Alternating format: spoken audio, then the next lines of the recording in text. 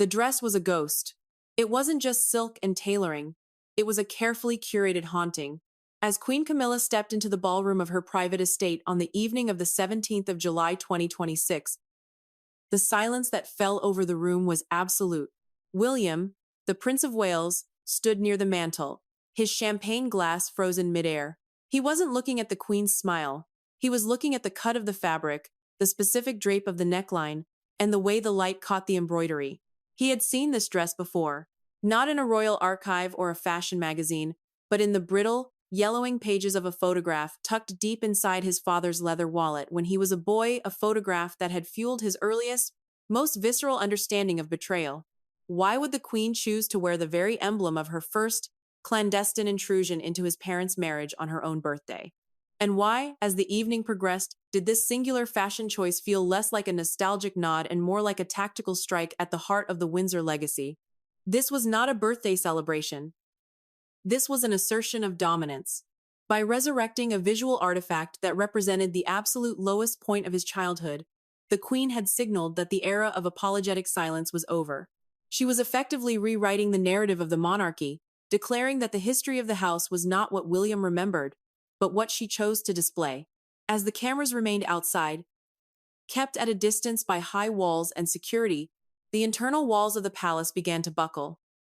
The air in the room was thick with the scent of lilies and the sharp, metallic tang of repressed rage. William watched as his daughter, Princess Charlotte, played nearby. She was innocent, unaware of the weight of the moment, wearing a small, delicate bracelet etched with the letters W, H, and D. It was a relic of Diana, the only piece of her mother's legacy that she kept close to her skin. For William, this was the trigger. He had spent years managing the public image of the monarchy, meticulously balancing the ghosts of the past with the demands of the modern state. He had learned to smile through the awkwardness, to shake hands with the people who had caused his mother's tears, and to prioritize the continuity of the institution over his own psychic scars. But as he looked at the Queen, draped in that specific, haunting silhouette, he realized that the game had changed. The Queen wasn't just occupying the throne, she was occupying his memories, reshaping them into something that served her own narrative of triumph. The tension was not just about a dress. It was about the fundamental question of who owns the story of the Windsor family. Is it the woman who has navigated the corridors of power for decades, or is it the son who bears the literal blood of the woman she displaced? As the guests began to circulate, the room split into silent factions. The atmosphere shifted from the stiff formality of a royal reception into a high-stakes psychological battlefield. Every glance, every hushed conversation, and every movement felt charged with the weight of decades of unspoken grievances. William could feel the heat rising behind his collar. He had built his entire adult life on the concept of duty, a duty to the people, a duty to the Constitution, and a duty to the legacy of those who came before him. But here, in the heart of his family's private life, duty was colliding with a primal, protective instinct that he had spent his entire public life suppressing. His heart hammered against his ribs. He watched the Queen move across the floor, her gait confident, her smile practiced. She wasn't looking at him, but she knew. She had to know. The dress was a deliberate mirror held up to his past, a challenge to see if he would break under the weight of his own history. This was the opening move of a conflict that would ripple far beyond the walls of this estate. It was a confrontation not between a stepmother and a stepson, but between two competing visions of the British monarchy. One vision looked backward, anchored in the survival and ultimate victory of the current king and queen. The other looked toward a future where the trauma of the past was meant to be honored, not hijacked. As William set his glass down, the sound of the crystal hitting the table was deafening in the sudden quiet of his immediate vicinity. He began to move. He knew that the next few minutes would dictate the trajectory of his relationship with the crown for years to come. The promise he had made to himself to protect the memory of his mother was being tested by the very woman who had spent a lifetime trying to erase it. The mask of the disciplined prince was slipping, and beneath it, the raw, unhealed fury of a son was ready to break the surface. This event was not an anomaly. It was the inevitable result of years of institutional friction. To understand why this matters, one must look at what was happening in the shadows of the palace long before this birthday party began. It wasn't about a piece of silk. It was about the erasure of a legacy. The question that hung in the air, heavier than the velvet drapes in the room, was this. If the queen can wear the costume of the past, can she also command the future? And if William refuses to bow to this version of reality, what happens to the fragile peace that has held the House of Windsor together for so long? The stage was set, the players were positioned, and the script was about to be rewritten by those who had been forced to live in the margins for too long. The weight of the moment in the ballroom was not derived from the extravagance of the occasion, but from the deliberate collision of two irreconcilable narratives. This was the second act of a drama that had been simmering since the late 1990s, now manifesting in the cold, calculated environment of 2026. Why does this matter? Because the British monarchy is not a private family. It is a constitutional engine that runs on the fuel of public perception. Every gesture by a high-ranking royal is, by definition, an act of governance. When the Queen chose to weaponize a visual memory associated with the most destructive period of the institution's modern history, she effectively signaled to William that the era of correction, the period of institutional restructuring they had spent months developing, was being redefined on her terms. This mattered because it struck at the heart of the Windsor brand. For years, William had championed a monarchy that was accessible, empathetic, and firmly rooted in the values his mother, Diana, had popularized. He had worked to transform the crown from an aloof, distant entity into a service-oriented institution. But the presence of that dress turned his work into a performative contradiction. If the woman presiding over the house could openly disregard the trauma of the past, then the entire rhetoric of modernization and healing that William had spent his career building was rendered suspect. The friction was visceral. It was the clash between a veteran of institutional power who understands that survival requires the rewriting of history, and a modern leader who believes that survival requires the acknowledgement of truth. The guests, an elite gathering of courtiers and socialites, sensed the shift instantly. They stopped their hollow chatter. They understood that they were witnessing a power struggle that could fracture the very foundations of the royal household. It was a structural risk. If the Prince of Wales, the future king, could not protect the sanctity of his own family circle from the intrusive shadows of his stepmother's past, then the public's confidence in his ability to safeguard the institution itself would inevitably begin to decay. The bracelet on Charlotte's wrist, the simple, silver band etched with the initials of his mother, became the epicenter of this crisis. It was a humble object, yet in that room, it held more authority than the crown jewels. It represented the people's princess in a way that no official decree ever could. Camilla's disdain for it was not a trivial comment on jewelry. It was a rejection of the emotional influence that Diana still held over the monarchy. By belittling the item, the Queen was signaling that the old order, an order defined by hierarchy and silence, was pushing back against the new order of empathy. The stakes were clear. This was no longer about who would sit on the throne. It was about which version of the past would inform the future of the crown. William realized then that the Queen's choice of attire was a test of his resolve. Would he remain the compliant prince, honoring the protocol of the birthday celebration, or would he stand as the guardian of the legacy he had inherited? The institution relies on the illusion of unity. But, in the heat of that room, the facade was fracturing. The public perception of the royal family is their most valuable asset. Once that image of internal harmony is tainted by blatant, interpersonal cruelty, the constitutional weight of the monarchy begins to look like a relic of a bygone age. As the silence deepened, the implications grew louder. If the family cannot heal itself, how can it lead a nation that is looking to it for moral guidance? The friction was no longer theoretical, it was a fire, and it was threatening to consume the very legacy William had dedicated his life to preserving. The tension in the room escalated not through shouting, but through the chilling precision of a quiet, deliberate interaction. As the Queen moved toward the center of the hall, her eyes locked onto the small silver charm bracelet adorning Charlotte's wrist. It was a modest piece, hardly worth a fraction of the royal collection, yet its symbolic weight was absolute. It was the only tangible link to the grandmother the young princess would never know. Camilla stopped, her smile thin and devoid of warmth, and pointed a manicured finger toward the girl's arm. "That," she murmured, her voice carrying just far enough to cut through the surrounding chatter, "is hardly suitable for a royal engagement. It's antiquated, positively rustic. You would do well to leave that in the nursery, dear." The remark was a calculated strike. It was not merely a critique of fashion, it was an institutional dismissal. By labeling the bracelet rustic, the Queen was signaling that the values associated with Diana's simplicity, accessibility, and emotional vulnerability were inherently incompatible with the polished, rigid expectations of the modern Windsor establishment. For William, the remark was a seismic shift. This wasn't a grandmother offering advice, it was a monarch's consort attempting to curate the image of the next generation, stripping away the symbols of the woman she had spent decades eclipsing. The room, already tense, now descended into an even deeper, more uncomfortable silence.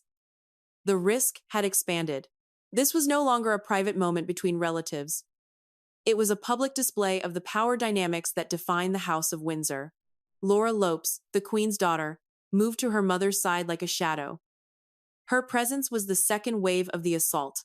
She glanced at the bracelet, then at Charlotte's confused expression, and offered a laugh that sounded like cracking glass. "It's a pattern, isn't it?" she remarked to the gathering, her voice dripping with artificial sympathy. Diana always did adore those trinkets. She thought wearing her heart on her sleeve or her wrist was the way to be loved. But look at the history, Charlotte. It's a desperate sort of fashion, isn't it? Trying so hard to be adored, yet ending up with so little to show for it. The comment landed with the force of a physical blow. The comparison was now unavoidable and explicit. Laura was not just attacking a piece of jewelry. She was attempting to reframe the entire legacy of the late Princess of Wales as a failure of character. The desperation she mocked was the very thing that had made Diana a global icon of empathy. By framing Diana's vulnerability as a flaw, Laura and the Queen were attempting to write a new institutional history, one where the people's princess was merely an emotional liability that the crown had finally outgrown. For William, the escalation was total. He saw his daughter's hand tremble slightly as she instinctively covered the bracelet with her other palm. This was the moment the conflict moved from the past to the present, from the adults to the children. The psychological pressure was unbearable. The Queen's choice of the dress had been the opening salvo. But this mocking of his mother's memory in the presence of his own child was the tactical strike that left no room for diplomacy. The weight of this event began to spiral beyond the personal. In the corridors of power, such a display suggested a rift within the monarchy that could no longer be managed by press releases or orchestrated appearances. The public perception of the royal family is built on the narrative of a healing, cohesive unit. If the future of the House of Windsor is built on the active erasure of the most beloved figure in its recent history, then the institution risks losing the very demographic that sustains it. The media attention this would eventually draw the speculation. The analysis of the clash of the generations would turn the birthday party into a focal point of institutional instability. William stood at a precipice. The institution he was destined to lead was demanding that he choose between the safety of the status quo and the defense of his own bloodline. The Queen's attempt to dominate the narrative had inadvertently revealed a deeper, more volatile truth. The monarchy was still locked in a war with its own history. The bracelet, once just a gift, was now a lightning rod. Every person in that room knew that the conflict had left the realm of etiquette and entered the realm of survival. The Queen had thought she was asserting control, but in her attempt to belittle the past, she had only highlighted how much fear she still harbored toward it. As the guests began to shuffle, avoiding eye contact, William felt a cold resolve crystallize. The mask he had worn for 30 years was no longer enough. The institution needed a leader, but his family and his daughter needed a protector. And for the first time in his life, he realized that he could not be both without fundamentally breaking the silence that had kept the crown on his father's head. The question was no longer how to navigate the conflict. It was how to survive it once the mask finally fell. The deeper problem now gnawing at the foundations of the palace was no longer just about a personal grudge or a poorly timed comment. It was a systemic crisis of constitutional legitimacy. If the Queen, in her quest to consolidate the legacy of her own reign, felt empowered to openly dismiss the symbols and sentiments that defined the previous era of the monarchy, what did that say about the era of correction? This initiative, which William and the King had championed as a bridge toward a transparent, modern, and reconciled royal family, was suddenly exposed as a fragile, perhaps even performative, illusion. The public perception of the crown is built upon the assumption of unity. the idea that the royal household is a pillar of stability that stands above the petty squabbles of ordinary life. By engaging in this public deconstruction of the late Diana's memory, the Queen and her inner circle had inadvertently transformed the monarchy into a battlefield of identity politics. This was the most dangerous shift imaginable for a constitutional institution. If the royal family is reduced to a series of conflicting camps, each vying for the dominant narrative, it ceases to be a unifying force for the nation and becomes a tabloid-fueled liability. The question burning through the minds of every strategist and aide present was not just about the internal fallout. It was about the impending collapse of the Windsor brand in the eyes of the British public. If William, the man who represents the future of the institution, is seen as unable to protect the sanctity of his own family's history within the confines of his own home, how can he be expected to protect the integrity of the state? The Queen's actions had created a power vacuum where the authority of the throne was being tested by the resilience of a memory.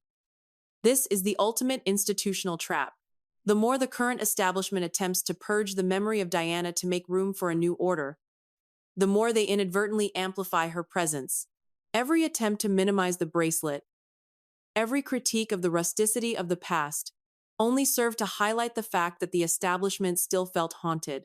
This, then, was the greater problem. The institution was stuck in a feedback loop of its own making. By continuing to treat the shadow of the past as an adversary to be conquered rather than a reality to be integrated, they were effectively guaranteeing that the monarchy would remain in a state of perpetual friction. The stability the public craves is built on the narrative that the royals have transcended their human flaws to serve a higher purpose.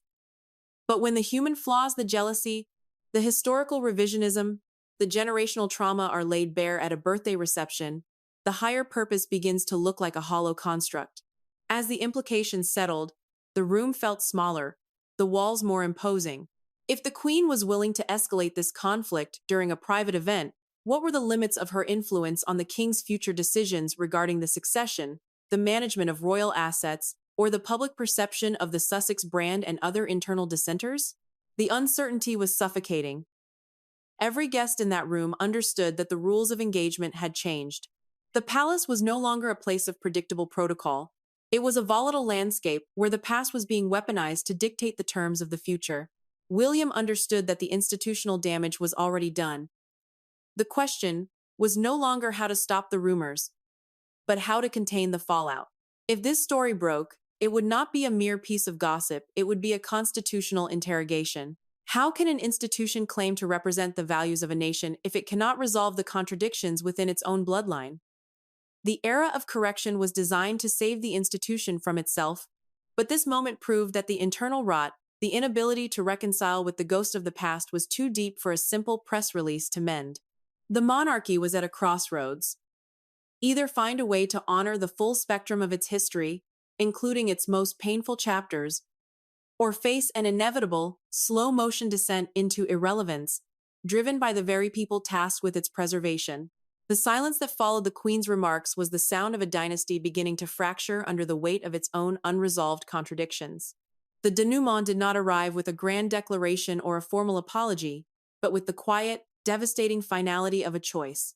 William, his face a mask of ironclad composure, did not engage in the verbal spar that Laura Lopes and the Queen were so clearly baiting. Instead, he did something far more profound. He invalidated the game entirely. With a gentle, protective hand resting on Charlotte's shoulder, he didn't offer a rebuttal to the mockery. He simply turned, his body language signaling an absolute, unbridgeable detachment. He didn't rush, and he didn't stumble.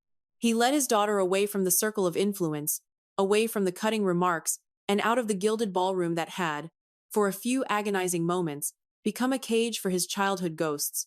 This was the resolution the institution had been bracing for, yet had desperately hoped to avoid. In that deliberate departure, William had drawn a line in the sand that defined the future of the Windsor household. He was no longer the conflicted prince striving for the approval of his father's chosen partner. By choosing to prioritize his daughter's peace over the rigid protocol of the Queen's birthday, he had effectively reclaimed the narrative. He was signaling that the era of correction would not be a continuation of the old, restrictive power plays, but a reclamation of the humanity that the institution had so long suppressed. The significance of this moment will be studied by historians for decades, not for the spectacle of the event, but for the clarity of the reaction. It was the moment the crown realized that the future is not simply an extension of the past, but an active rejection of its most toxic elements. The queen had sought to assert her dominance through the medium of address and the weaponization of history, but she had only succeeded in highlighting her own isolation. Her victory was hollow, a Pyrrhic assertion of power that alienated the very man who held the key to her legacy's survival. William's exit was not an act of surrender, it was an act of transition. He was showing the monarchy that the only way to retain its relevance in a modern, empathetic world is to finally, truly, make peace with its past. The bracelet remained on Charlotte's wrist, a small, stubborn anchor of reality against the artifice of the palace. By refusing to let his daughter take it off, William had validated the legacy of his mother, not as a source of shame or rustic desperation, but as a source of strength. He was declaring, without a single word, that the identity of the future monarchy would not be dictated by the ghosts that haunt the current establishment, but by the lessons learned from the love and the tragedy that had come before. As the doors closed behind them, the ballroom felt suddenly, starkly empty. The queen stood amidst her guests, the victory she had sought turning to ash as the true weight of her actions began to register. She had proven that she could command the room, but she had lost the only connection that mattered for the survival of the dynasty. The narrative had shifted. The public, should they ever come to know the depth of this fracture, would not see a royal clash. They would see a father protecting a child, a son honoring a memory, and a future king choosing integrity over the hollow rituals of an aging, insecure order. The resolution was complete. The question of who owns the story of the Windsor family had been answered, not by a debate, but by the departure of the man who represents the future. The institution would continue, the ceremonies would proceed, and the headlines would eventually find new scandals to consume, but the inner sanctity of the palace had been fundamentally altered. The era of correction was dead. What had begun as a birthday celebration had ended as a funeral for the old way of thinking. William had walked out of that room a prince, but he would walk into the next chapter as something far more dangerous to the status quo. A leader who understood that to save the crown, he might have to be the one to finally, decisively, walk away from the ghosts that had kept it captive for so long. The monarchy had been warned. The past is no longer a tool for the present, but a foundation that can no longer be ignored, revised, or erased. The legacy was not what they wore, but how they chose to love, and in that final moment, the choice had never been clearer. The internal stability of the House of Windsor has effectively reached a state of collapse, as the events of this afternoon exposed the total failure of the adjustment era framework. This strategic initiative, championed by the Prince of Wales, was designed to modernize the monarchy by fostering transparency, empathy, and institutional unity. However, the conduct observed at the Queen's birthday banquet demonstrates that this vision is fundamentally incompatible with the existing operational culture of the Queen's household. The core objective of the adjustment era was to bridge the gap between the traditional, often rigid structures of the crown and the evolving expectations of a modern public. By contrast, the actions taken by the Queen's establishment suggest a desire to maintain the status quo through the tactical use of historical manipulation and institutional intimidation. The institution now finds itself in a paradoxical position. It claims to be a pillar of stability while being internally governed by the very conflicts it asserts to have resolved. The institutional rifts exposed during this birthday event are not merely interpersonal, they are constitutional. A monarchy functions on the perception of cohesion, and the public visibility of this deep-seated antagonism threatens the institution's very legitimacy. If the Prince of Wales, who is the constitutional heir and the primary architect of the monarchy's future branding, cannot find security and respect within his own family's estate, the credibility of his leadership is immediately called into question. Constitutional advisors have noted that the monarchy cannot sustain a dual reality existence, where the public face is one of unity, while the internal operation is a theater of power struggles and historical score settling. The Prince of Wales's forced exit from the banquet confirms that the internal governance of the monarchy has devolved into a series of fractured operations, where administrative and security tools are increasingly wielded to enforce control rather than to uphold institutional values. This systemic rot is now beyond the reach of traditional PR interventions. Previous crises could be managed through controlled press releases or temporary periods of distance, but the nature of this breach involving a minor royal and a direct, public insult to the late Princess Diana's legacy is of an entirely different order. It signals that the current administration is willing to risk the stability of the crown to achieve a short-term victory in their ongoing narrative battle with the Wales household. The failure of the adjustment era is essentially the failure of the institution to move beyond its own past. By clinging to outdated power dynamics, the current leadership has created an environment that is antithetical to the goals of a modern, empathetic monarchy. The Prince of Wales is now forced to acknowledge that his modernization efforts have been systematically undermined by the very people who should have been his closest partners in this transition.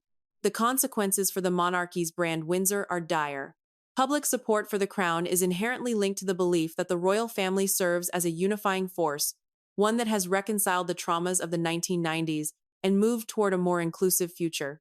By choosing to reopen these wounds through the calculated use of symbolic aggression, the Queen's household has shattered the narrative of reconciliation. It has revealed that the official version of royal unity is a fabrication, masking a deeper, unresolved battle over the soul of the institution. As news of the events at the estate leaks into the public domain, the Prince of Wales must now prepare for a significant period of institutional turbulence. His role is no longer just that of an heir apparent. He has effectively become a leader in opposition to the current management of the crown. This internal polarization is likely to paralyze the monarchy's decision-making processes for the foreseeable future. Furthermore, the lack of accountability within the Queen's Secretariat, particularly concerning the unauthorized movement of the Wales children, points to a breakdown in the chain of command. If senior staff can act with such impunity, it suggests that the institutional guardrails meant to prevent abuse of power have been entirely bypassed or dismantled. This is not a case of rogue actors, but a structural failure where the culture of the household prioritizes the immediate goals of the sovereign over the established rules of the institution. For the Prince of Wales, this reality is a clarion call. He cannot continue to support a system that permits such breaches of trust. The breakdown of the adjustment era is not a temporary setback. It is the final proof that the institution is currently incapable of reforming itself from within as long as the current management remains in place. The path forward for the Prince of Wales now necessitates a radical shift in how he manages his own household's relationship with the rest of the monarchy, potentially leading to a complete administrative separation that would leave the Queen's household isolated in its own antiquated methods. The legacy of this birthday banquet will not be the celebration of the Queen, but the day the monarchy's facade of unity finally gave way to the reality of its deep, structural decay.